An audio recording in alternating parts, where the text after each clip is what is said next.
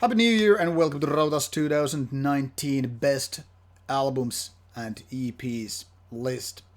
Now, many people have already had those lists out for quite some time because actually quite a few medias cheat a little bit when doing that. That is, they start creating those lists way before the end of the year, so basically they're skipping the whole December more or less, or at least a couple of weeks of that, in order to get those lists out before the year is finished. I personally loathe that style, and thus I was creating this list until the very last minute. Basically, I had my list more or less done on the 30th of December, but I was still listening to albums even yesterday, that is the 31st of December, the last day of the year, before I could finish my list. And now I have compiled sort of a list. Now, I would suggest that you would take a link now open, just click the description box. You may let this video roll, there's nothing but my face here at this point. And you might want to click that description box and see all the albums I've listed there. Why? Because that is how many good albums in my opinion, and I have probably forgot to list something. And of course, there's still plenty of 2019 releases which I haven't get my hands on. Some are still waiting for their turn. That's always how things go. Nobody has the time in the world to just listen to everything that was released in any given year. But however, this list now suggests what I was enjoying mostly. Now, I have put them in alphabetical order. I hope it's correct, by the way. And I am no means revealing at this point which are my favorite. Now, I'm not obviously gonna through all those names in this video because this would be an hour-long video, but instead I have picked top 12 of that list. Why 12? Because numbers. I mean, basically all those names that made into the list were 8 out of 10 or better in my books. Now, about roughly, give or take, top 12, top 14, if you include the EPs anyway, made it to 8.5 or better. So you can pretty much figure out only 1/4 of that list, roughly. I actually haven't counted all of those. I would say it's roughly 40 names. So 1/4 of those names are a little bit better, and those are the ones I wanted to include in this list, which I will feature here on in CD format. Now,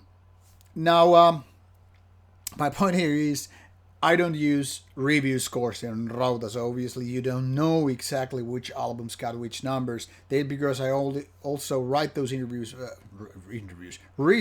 for Imperium and Inferno magazine, where I have to keep those review scores, so I basically put them down by numbers. And there's a project going on which I will later feature, and you will kind of make more sense with those numbers. But here it goes. That is the full list, and there's pretty much you can pretty much track those albums, get reviews, read or view my videos of them. They're not everybody is reviewed by me, but most of them anyway. So you can pretty much go back and figure out which good albums did you miss, at least based on my opinion. And obviously you can listen pretty much all that stuff, be it Spotify, YouTube, or just, I don't know, buy CDs and LPs. But now it's time to go to my list, which I will also go to alphabetical order in order not to reveal the best of the best in my opinion. I will reveal those later on. So if you want to skip this early part, just go to the end and figure out which albums I like the most. But if you want to keep yourself a little bit in anticipation, follow with me, and now it's time to start going these roughly top 12 albums. I skipped EPs because this was mostly about creating albums list, so there you have it. Asagraum from Netherlands came out with the second album, Dawn of Infinite Fire. Kind of a traditional, basic black metal, which is still very, very enjoyable. Not as good as their first album, unfortunately so, but still very, very solid release. Total unboxing is in the video, so take a look at that now if you haven't, or if you haven't got a hold of that CD. But very, very solid, very dark, and a little bit technicality used in order to create wonderful black metal. Not really actually outstanding one, but still very, very solid with no weak links whatsoever. So that is part of this top 12. Now the most controversial one on this list would be Batushka, or like some people say, fake Batushka, Hospodi. Now I know that some people totally loathe this album, mainly because of the Batushka case, like the band being kind of robbed of its original creator, and then 2 Batushkas are out there, and even a third one it seems, more or less. But at least 2 more or less real band Batushkas are out there to create music. Now, actually the funny thing is, the ironic thing is that now they're, I think, two good Batushkas. They're just a little bit different, so it's not like they're ruling each other out. I know some people won't even give this one a chance because it's the fake Batushka, the wrongly robbed Batushka. But if we just stick to the music and forget everything that is related to possible social connections between these 2 bands and people behind it, I think this totally deserves the attention. It's a very atmospheric part, not exactly extreme black metal, but it's kind of holding the other part of the Batushka legacy, and still worth listening to, in my opinion.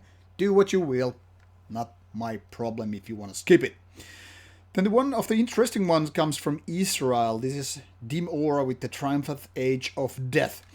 This is very much in the same sense an album, a good album, a solid album than Asagraum. Not exactly anything new, unique, or fantastic, or outstanding in that sense, but still a very solid album which has nice melodies and kind of a sinister, evil feeling.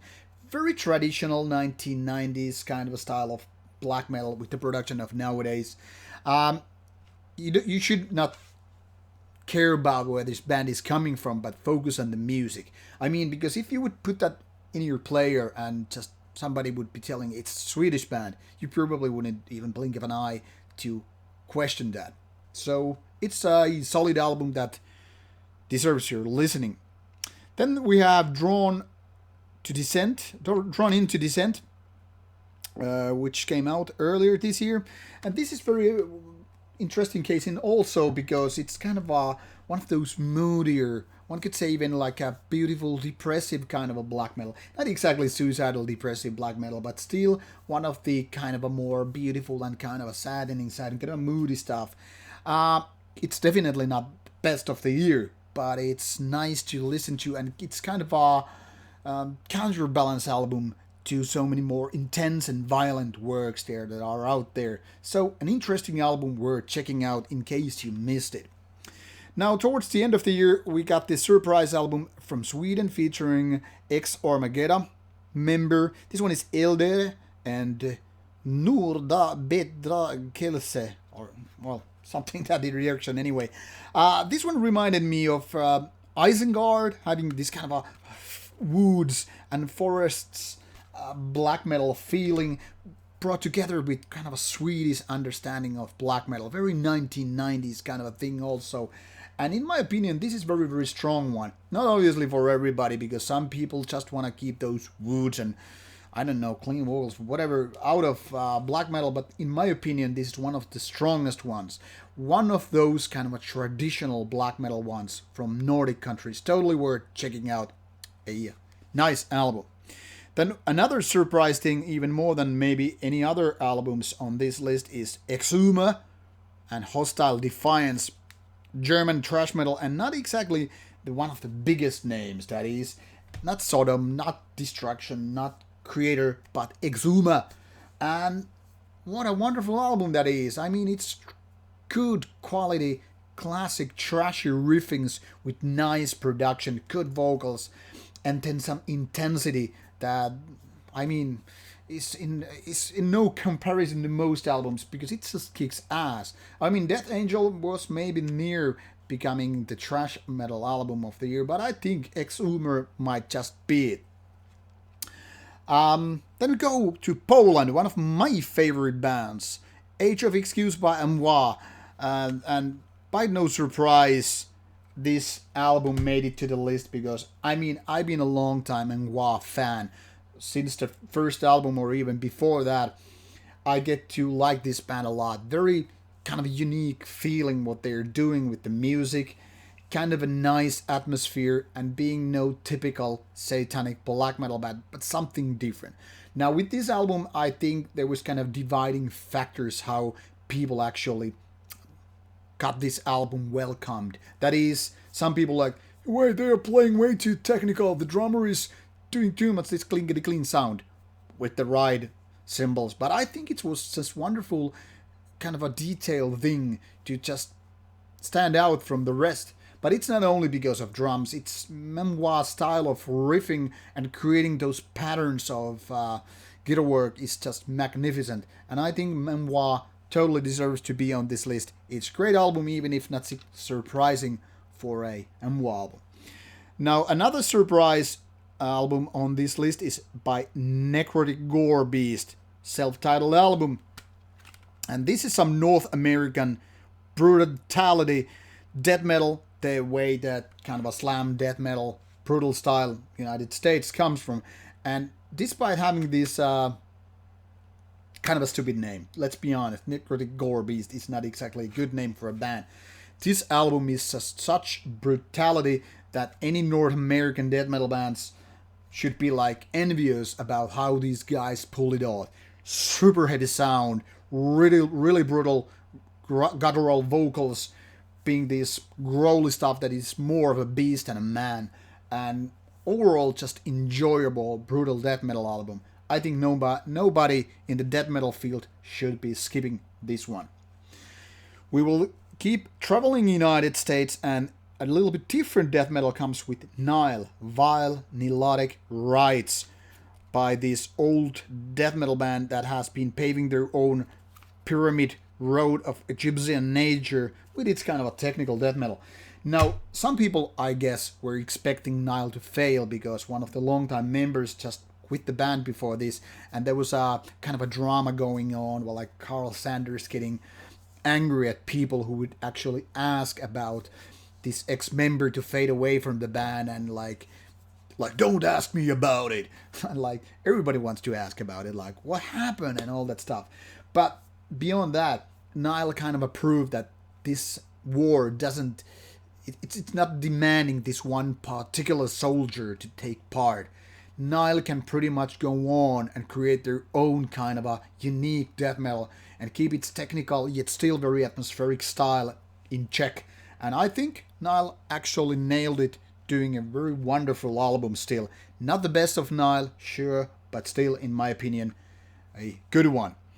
Then we had Undfödd des Rikets Kallelse. Despite the Swedish name, this band comes from Finland. And it's mostly, as you can see, Swedish titles, because this comes from the Swedish part of Finland. So it's kind of a Finnish-Swedish kind of a release. There's only one track that is actually in Finnish, and that is a cover song by Hamus. Hamus song by Undfödd. Now, this is also pretty much like in the same box as Asagraum and Dim Aura, being the very kind of a traditional, not exactly unique, melodic black metal, but also able to create interesting riffs of those elements that have been used so many times. And as such, Undfödd, in my opinion, deserves there to be on this list.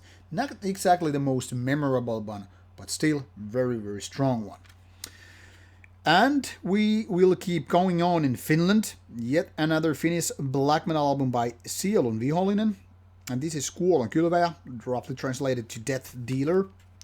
This was a really surprising one. Oh, it seems I have put this back in the jewel case in the wrong way. I gotta fix that. So this one is melodic black metal, but quite different and actually very, very catchy. Now, some people were annoyed by these lyrics or bothered because they are so political. I even mentioned them. I mean, they don't bother me, but I kind of really relate to those lyrics. But beyond that, I think Sielun Vihollinen made a really, really strong album. And why so? Because their music, the vocals, the songwriting, the melodies are just near perfect. really catchy album and very strong one. And last but not least, still in Finland, War Moon Lord, Burning Banners of the Funeral War.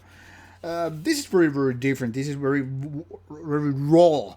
This is more like related to a earlier French black metal style that is like this Légion Noire kind of style. Think of Mutilation and bands like that. Very raw, still melodic, very kind of atmospheric, but very different from these bands that are more of these nowadays production, clean sound and all that stuff. But this is very, very strong, partially because it's more of this different scene, kind of standing out from the rest that are so much more about this kind of cleaner, more beautiful side and beautiful melodies. Well, this is very vampiric feeling, kind of like dug out from some old castle cellar, and there this vampiric, I don't know, ghostly creature comes out and creates this album full of interesting black metal, and then goes back to his coffin to rest. And then I know something magical is about that album. Now 12 albums gone through and videos getting long, so I need to kind of pick out the ones that made most sense to me. So I'm putting these albums aside here and picking my roughly top 5. What would they be? These are not exactly in any particular order, but roughly like that. I would pick Ehlder, maybe for the top 5 slot, because of it, what I just said. It's an interesting, it's a little bit different, it's very, very Swedish, very nature-like, very forest-like black metal, so there you have it.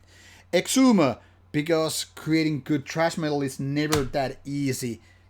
If good thrash metal was easy to happen, there would be more of that. Nile, for being yet another strong album. Once again, it's not really standing out, but it's still very good. Unwa, creating this very, very majestic and superior atmosphere for its black metal thing. And the only reason why that album didn't win is because Sielunvihollinen. Now, once again, I am not so much about the lyrics. They are maybe too political in my opinion, but the sheer skill with these melodies, the understanding how to create these songs, put it all together, just wonderful. Awesome album. So if you had to pick just one out of these 12, go for Sielunvihollinen. Obviously, I hope you will go through the whole list I have listed there, because there are plenty of good music for you to listen out. So, lengthy video, but I hope you made it this far, and who knows what lies ahead in 2020. For Rauta, it means I will be first going through a lot of old ones, but I already have a few releases waiting for their turn in January and February. So, let's see how it goes. It's gonna be interesting year with some favorite bands coming up. Which ones? I dare not yet say. Paradise Lost. Oh, see ya and bye bye.